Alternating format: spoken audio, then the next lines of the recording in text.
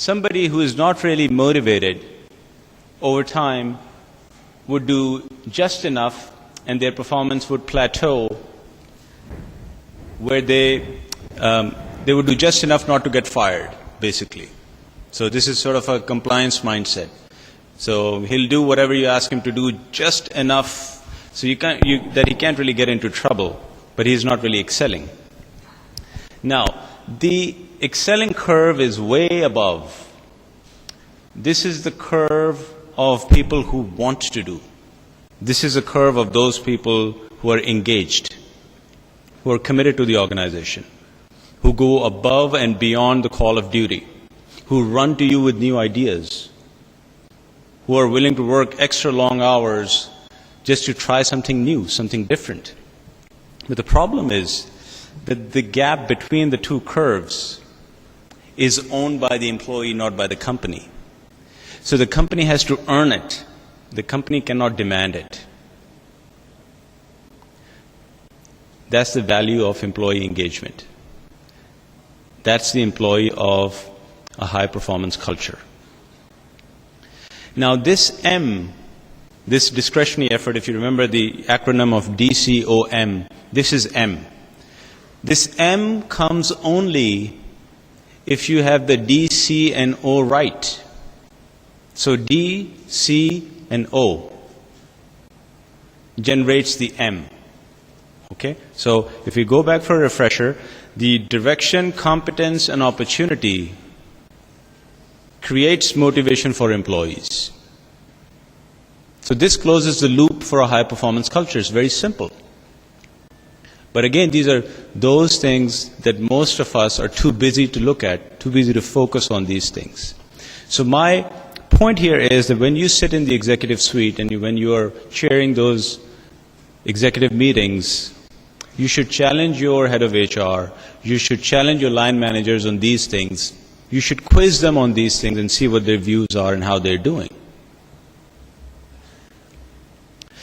Now here, if I were to, if you were to go back and do an exercise, sit in solitude, you can even do it as a team, and you say, okay, these four components, the direction, competence, opportunity, motivation. Think about a project. Think about something that didn't go right in your organization, okay? And assign this on a scale of 1 to 4, where 1 being poor, 4 being excellent. So you score that project on all 4 dimensions, okay? And you would notice that when you have all 4s or all 3s or all high scores, the project cannot go wrong, you would notice. It must be a high-performing project. If you missed direction,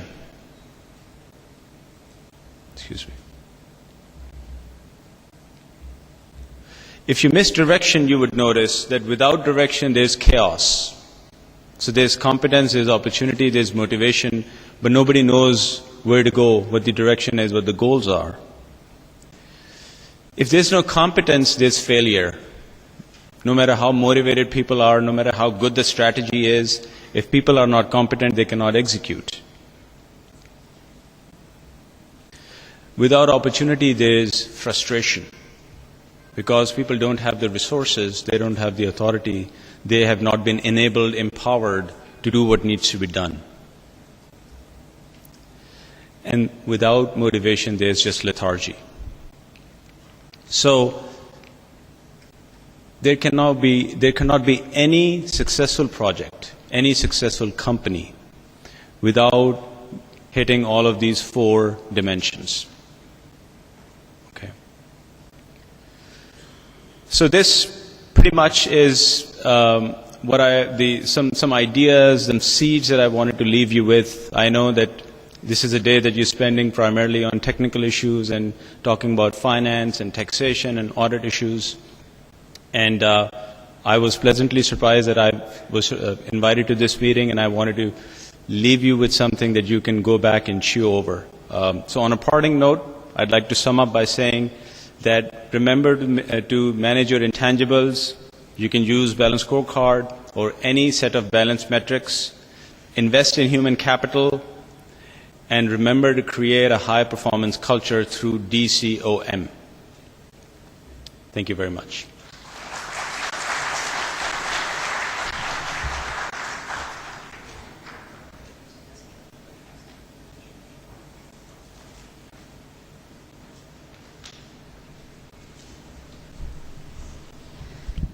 Mudassar, thank you very much for the insights. It's very interesting that you point out that you were surprised to have received an invitation to speak at a forum such as this. I remember last year when Terabiz and ICAP had first approached me, I said I know nothing about finance. And then I read what one of their prime motivations for creating such a forum was, and it's the changing face of the CFO.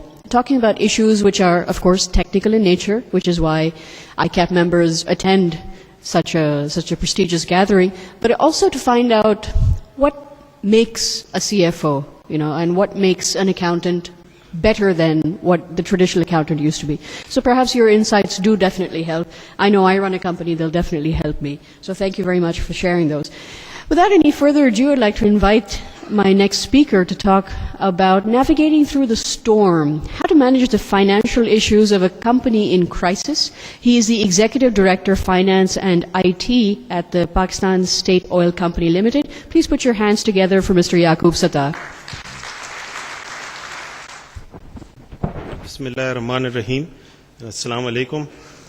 First of all, as the team leader for this conference committee, I'd really like to thank all of you for such an overwhelming response to this conference.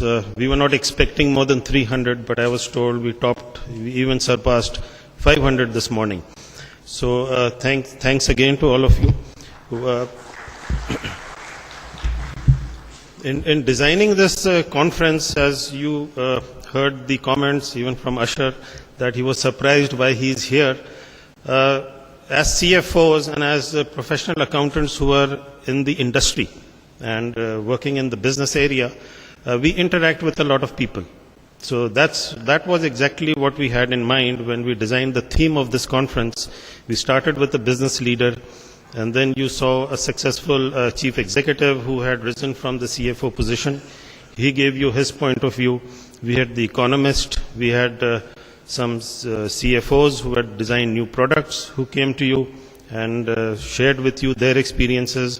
We had IT, a presentation from Naufal. We had HR. So these are the various dimensions that we work with in an organization. And like my organization, we have about over 2,500 people, but there are only 15 chartered accountants. The balance 2,485 are not professional accountants. So we learn and we live and we work with different professionals, and that is the diversity in our lives, which we wanted to enclose in a one-day session. And I hope that you all liked the contents of the program. Okay, coming back to my assignment, which is the subject that has been given to me, it was a very interesting comment. This subject was discussed by my friend from KESC in Karachi, and he said, well, what do you talk about a storm? A storm comes and then it goes away. It leaves a lot of destruction, and then we rebuild and we are back to our lives, like the tsunami in Japan and the floods in Pakistan. But what do you do when the storm is always there? It does not go away, and you have to constantly live a life dealing with the storm. So you guys read a lot about PSO in the newspapers, and you know what I'm talking about. It's a constant storm, and it's to be honest with you, it is now becoming a way of life in managing the storm. But there are certain things that we keep learning while we go along, and what I'll do is, in order to help explain my case, I'll have to tell you the size of the ship, what the ship is, I have to describe that, and then I'll describe the storm and how do we move on in life. Well, if you look at Pakistan State Oil, Pakistan consumes around 20 million tons of liquid fuel. And that's a reasonable quantity of fuel that we consume. And out of that, out of the 20 million, PSO handles about 14 million tons.